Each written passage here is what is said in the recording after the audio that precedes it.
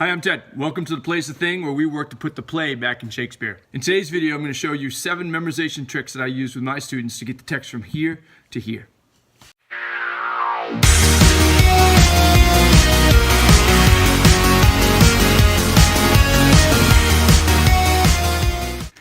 So let's face it, memorization in many ways is a lost art. And just to give you proof, I can maybe pull 2 or 3 phone numbers out of my head. There's so much access to technology and phones, and we just look things up. We don't have to memorize things. However, there are times it can be a highly useful skill. So we're going to go over 7 tips today that I use with all my students, and they address a variety of different learning styles, so they can work with a whole bunch of different students and can be highly effective. So first of all is the old read and repeat, classic one, and it works kinda sometimes. But the challenge is, what happens is, you read the line, then you repeat it and try to get in your head. And the reality is, our minds tend to wander, and then we start thinking about what's for lunch, and we kind of forget that we're actually looking at the lines. And you get to say, well, I've been working on it for 45 minutes, I haven't remembered anything. Well, maybe out of that 45 minutes, you worked at it for 1, because it's tough to stay engaged. And so there's a couple strategies that will help even with that process. So the first thing I try to have students do is then copy their lines down on an index card. And that isn't necessarily revolutionary in itself. However, what I like to do is I have them write the cue line, on this side, because cue lines are tough to memorize too. Like, when do I come in? And that's always hard for me. So get your cue line on one side, and then on the other side, write your line. And I tell students, maintain the line integrity, meaning, don't just copy it out in one big strand. If in the text there's a line break, put that line break in there, because it helps parse the text and organize it meaning-wise. And for those visual learners, actually, it can be really helpful too. Like, oh, remember that word is kind of right here on the page. So maintain the integrity of the line. And just the act of handwriting it out helps that process of getting it from the page into your head. And the other thing that I think is critical is, if you can see here, is I write the act and the scene number up here, so it's an easy reference, and then number them here, because inevitably they're going to fall on the floor, and you're like, oh, geez, you're going to try to put them all back in order. But if they're numbered, it just saves that process, and it's definitely going to happen. So it's a great trick. The other part about this is to set goals for yourself. And so, maybe at the beginning of the day, put 2 cards in your pocket and say, by the end of today, I'm going to have these cards memorized. And you put them in your pocket. And then every time you've got about 30 seconds, you pull them out and you kind of work that line. Okay, I got it. And you say it in your head and you repeat it. And you go through about 30 seconds. And then you put it back in your pocket and you forget about it.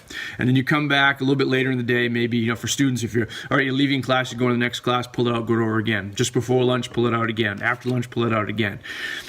That repetition of going back to it is more valuable and more efficient than spending more time all at once, that I found. And so putting them, working on it bit by bit over and over again is extremely helpful. Okay, tip number 2 is record and listen.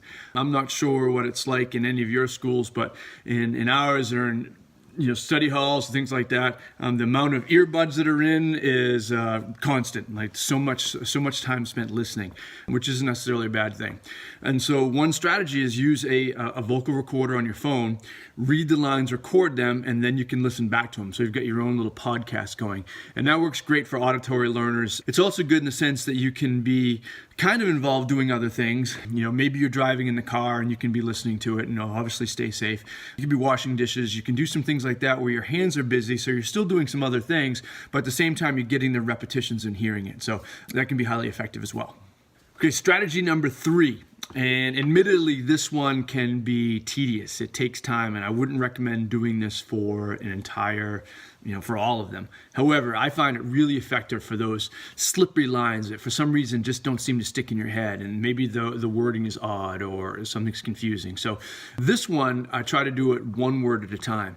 And I think the way it works a lot of times is it increases the repetitions of the recall. And that's important too. Like, the memorization or memory comes in 2 parts. starts is the storing of the file in your head. And that's the first part, you got to get in, but then you have to retrieve it and pull it back out. And so by getting repetitions of that retrieval process, you can keep going back, and that really helps. So like take the line, for example, maybe you learn in Hamlet, I have of late, but but wherefore I know not. So we can go, so you read it, but you got to do it one word at a time, and you got to make sure that you look up from the page so you're practicing the recall. So it looks something like this. I have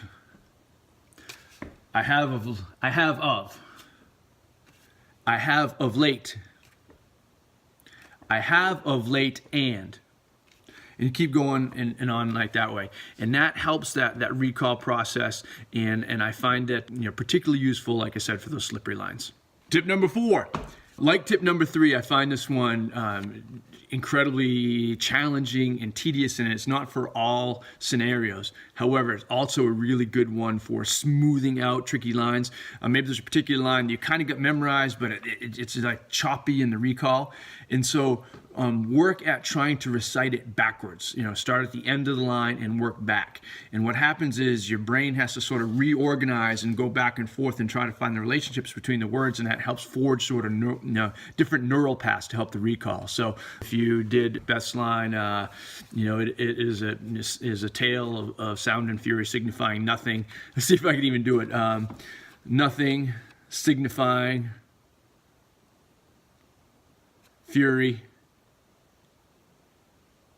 And so on. It's really hard. It's really hard. But if you're able to do that, then it speeds up that process, and it requires a ton of concentration and engagement in order to do it successfully. So not for whole long passages, but for those slippery lines.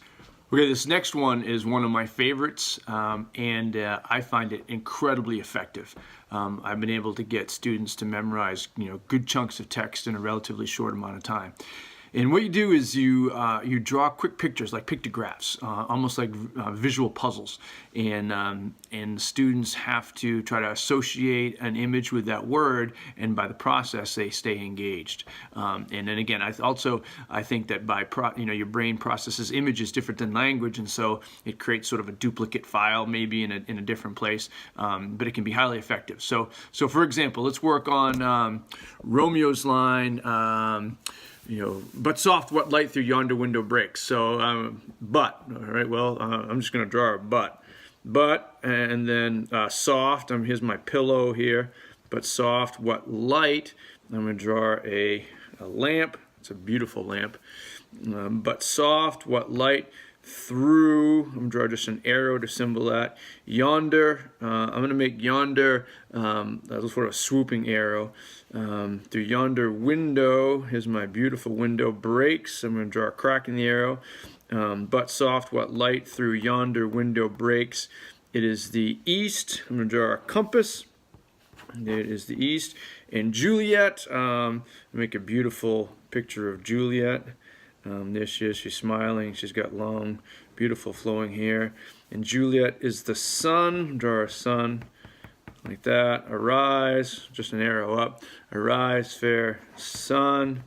And why is the sun fair? It's fair because, I don't know, maybe it's got a big smile on his face. Arise, fair sun, and so on, etc. And so you just draw those pictures to associate with it, and then you can go back through and kind of look at, and it forces you to stay engaged because you have to figure out, what was that drawing again? And you figure it out, and it's incredibly active. I was working with a student once who learned, it had to have been over 20 lines within an hour or so, and had the whole thing pretty well memorized. So highly effective for those visual learners.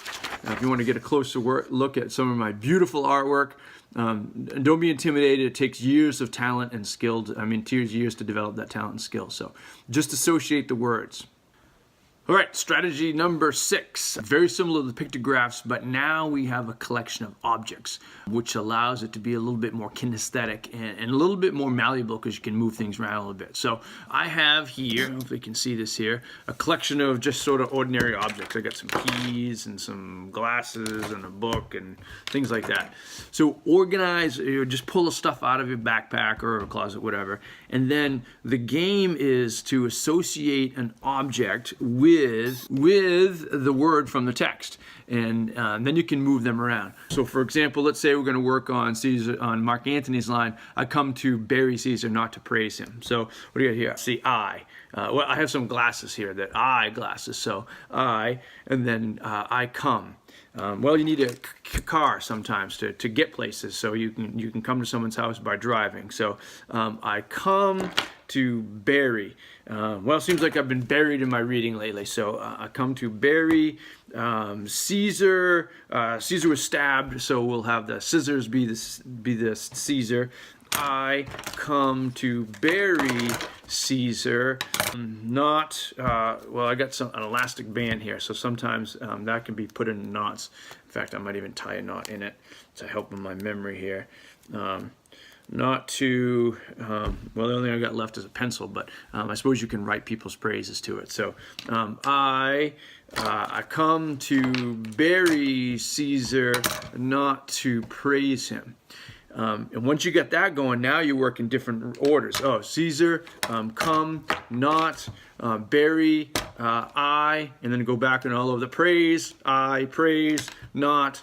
And you go back and forth, and by doing randomly and backwards, that helps solidify those lines so that they can become smoother and you can kind of recover them or recall them a lot faster. Again, it's a great activity because it's hands-on, you're moving, it's highly engaging, and you can avoid that thing where you're just sort of spacing out and pretending that you memorize but really not doing much. Okay, and tip number 7 for memorization. To get to that sort of final step where they become smooth and you don't worry about forgetting them, I like to put myself in a bizarre spot, a different position or place, because it seems like what happens is the brain starts to check out. You know, it's over and over, it's the same thing over and over again, and the brain feels it's like at a faculty meeting, so it just sort of, zones out. So to prevent that, and I think the other part of it too is that, if you only practice it in one place or memorize it in one place, when you go some other place, it feels different and weird, and then it's hard to recall it. But if you practice it in a whole bunch of different places, then when you finally get on stage, your brain's like, oh, this isn't any weirder than anything else, and so it's a lot easier to remember them. So for example, try laying under the kitchen table, or dangling upside down in the monkey bars, stand on top of the dryer, lock yourself in the closet. Do your lines that way, and all of a sudden your brain's like, ooh, this is weird and fresh, and all of a sudden it feels like you're you're starting all over again rather than sort of dialing it in. I have found that that's actually best at the end. It's kind of, for some reason, it's not as effective doing it right at the beginning. But once you sort of start getting the lines and you're trying to solidify them, then it's super effective. Good, so there's your 7 tips. A couple other sort of bonus ones I would suggest. For me, I know it takes like 3 times. It seems like I have to learn them, and I think I got them, and then I get up the next day and I've forgotten them. And I have to review them again. Also, it comes a lot faster the second time, and I've got them this time, and then I wake up the next day and I've forgotten them again. But by the 3rd time, they're pretty solid, so I have to budget that. So try to encourage your students to make sure that their lines are done enough ahead of a time so they can forget them and relearn them again. So put that into the budgeting scenario.